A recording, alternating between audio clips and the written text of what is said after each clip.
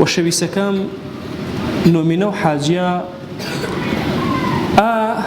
ڕوەفرە گەورێنێ کە ڕەب العالەمین قەسەمش بەنەواردێنێ. ئێمە ئیماندار چی ڕوانە خاسترین و جوانترین عەبدایەتی پێی خوای بەرزکەرمێوە. فەرمایشتێ وەشەویستی ما هەنە صلی الله عليه وسلم کە بوخاری نەئامێنە فەرماوە شهرانی لا ينقصان شهر عيد رمضان وذي الحجة فەرماوە دوێ مانگی هەنێ ئی دووە مانگە کەم مەکەرە. ئی دووە مانگە چەنی کەم مەکەرە فەرماوە ئی دووە مانگە کامێنێ بریتێنە جە دووە مانگەکە و جەژنە و ڕەمەزانی و جەژنە و قوربانی. عولەمای فەرماوە مانگە و ڕەمەزان ویسونۆ گێرتە هەر بەسی لاخوایە پێ قبوڵە با مانگە جوێش ویسونۆ بێوە. ئی ڕوێچە کە ئێمەش گوزەر کەرمێ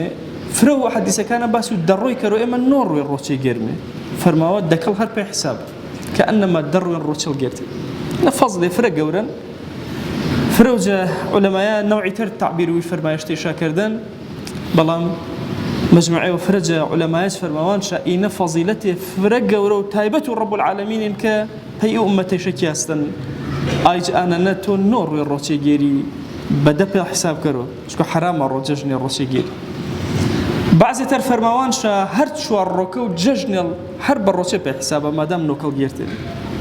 أجر بالتكملة نوكي جيب جيكي فضيلتي فرق ورن أشي روانتها مجوان ترين عبداتي بخواي برز كرمي وجل جلاله يوتشاتي واك فراموش ما كردن شو يدروين شو كي شو زين كرديونا فرماشتي وما عمنا ترمذينا ضعف وإن رواياتك شنا وشويس فرماه صلى الله عليه وسلم وقيامها كقيام ليلة القدر فرماه يقرأ الروتشي جيرة بسانة صال الروتشي جيرتي اگر شوكيل زين نكردو بسانة شو قدر يشتبيره وفروجة تابعية وصحابه بيغمري صلى الله عليه وسلم آمن إيش وشا زين نكردين وبعبادات بالطاعات بالشونما بخواناسي سعيد كوري جبير رضا ورحمة خوش ونبو